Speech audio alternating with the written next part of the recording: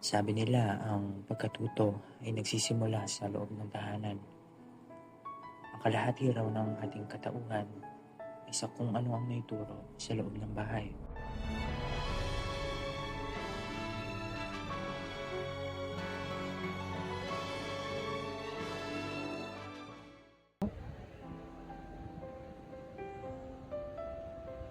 Manerismo, pagkuugali, paraan ng pananalita, ay ilan lamang ng mga bagay na matututunan natin sa tahanan.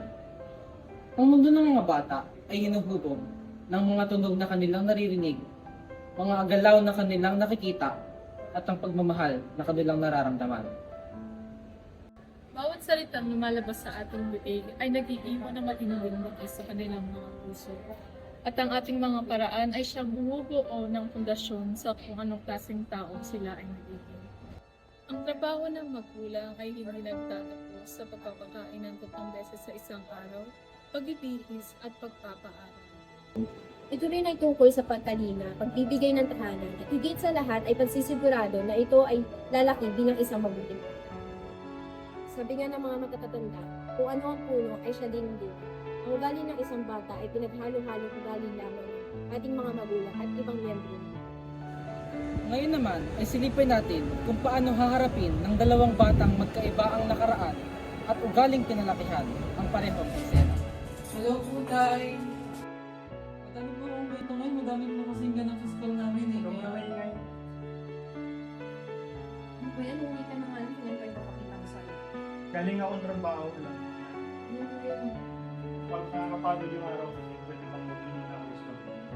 Sa eksenang ito ay pinapakita ang isang magulang na pinapagalitan ng kanyang anak dahil lang sa natapon na tubig. Ipinapakita dito ang pangit na sitwasyon ng mga ibang pamilya dahil sa mga abusong mga magulang.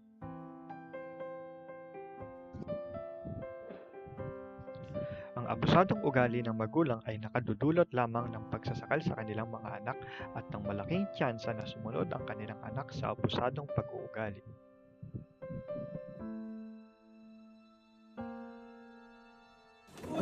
Ano ka? Sorry. Hindi, okay na yan. Okay na yan. Sorry. Wala sa talaga natin. Pasensya na. Tissue. Sa eksenang ito, makikita na humihingi ng kapatawaran ang kaibigan ng pangunahing tauhan dahil sa natapon na tubig.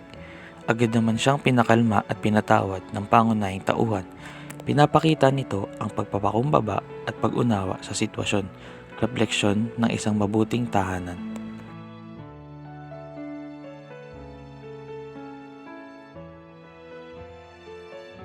Po, Tay, ano po?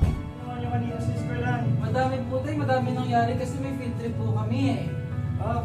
Hindi kailangan mong bayan yan. Tignan muna natin yung niluto ng nanay mo. Sige po. May kita ang pag-uusap ng mag-ama habang kumakain. Habang nakikwento ang anak tungkol sa mga nangyari sa kanyang araw, ay buong atensyon na nakikinig ang kanyang ama. Ipinapakita ang pag-unawa at pagsuporta ng ama sa kanyang anak, pagpapakita ng kahalagahan ng bukas na komunikasyon sa isang pamilya, kung saan may puwang ang bawat isa upang magbahagi ng kwento at damdamin. Ang tahanan ay nagsisilbing pananggalang sa mundong kasarinlan.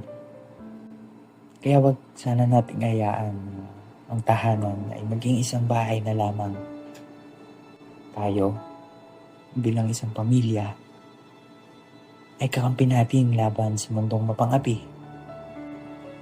Tahanan bilang hulmahan ng ating katauhan.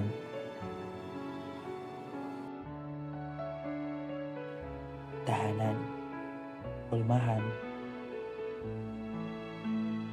katauhan.